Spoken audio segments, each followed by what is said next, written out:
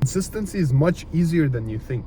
Most people, when they think of consistency, they think of the lone wolf, like shadow boxing under the street light in the rain.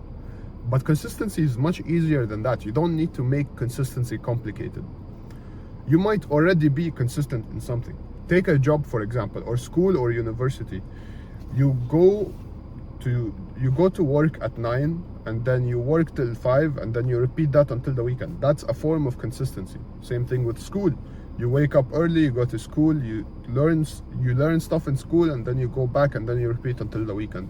I'm not associating consistency with the job or with school. I'm just saying that you might already be consistent in something. And if you're consistent in one thing, you can apply the same process to be consistent in other things.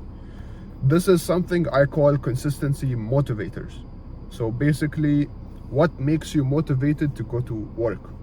It would be your salary. It would be the punishment you get for being late. It can be the co-workers. It's a fun place to go.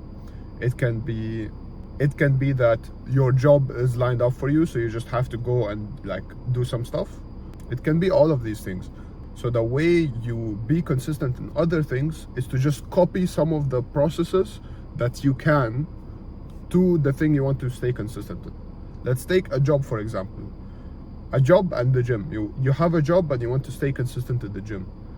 What are the consistency motivators of the job that I can apply to going to the gym? So for example, there is a clear goal or there is a clear work. Like there's clear work for you to do, so you don't have to think about it. Which means you get to your desk and you know what to do. What if you can do the same thing to the gym? You go to the gym and this is the workout you have to do. That's one thing. We're getting closer to being consistent. I want you to think of it like that. Consistency motivators are the things that you can make the things that you can apply to make consistency easier.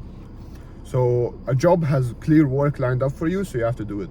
A job also has like a vision, like a 10-year vision. Like you can see yourself in 10 years climbing the corporate ladder, getting a promotion, getting higher salary. You can see all of the benefits. You can apply the same thing to the gym. If you stay consistent in the gym for long enough, you can get a better physique, you can get better girls, you're going to have more confidence, you're going to feel better, you're going to be healthier. You can associate all of these positives to just going to the gym.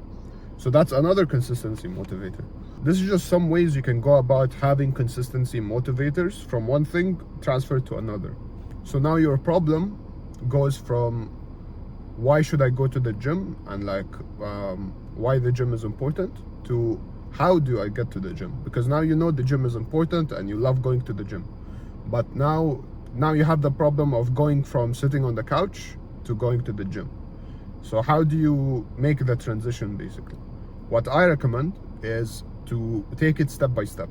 First of all, you have to put on your shoes, and then you have to go outside, and then you have to go to your car, and then you have to go to the gym. And then once you're at the gym, you stretch and then you start your workout. So consistency motivators and taking it step by step is probably the only things that you need to stay consistent. If there is one more thing, it's probably going to be attacking your insecurities and later on self-sabotage. So I'm not gonna talk about it on this video. If you want to check it out, I have a $47 book that goes about all of these things. Additionally, I have a free consistency jump starter if you want to be more consistent. I recommend you check it out. It's free, so you might as well. I want you to subscribe to this channel because I will have a course coming up and I want to see if you would be interested in buying this course, because this course is going to be so detailed that consistency is going to feel like taking candy from a baby. I want you to think of it like that. So if you would be interested in that, stay subscribed and wait until I make a video about it.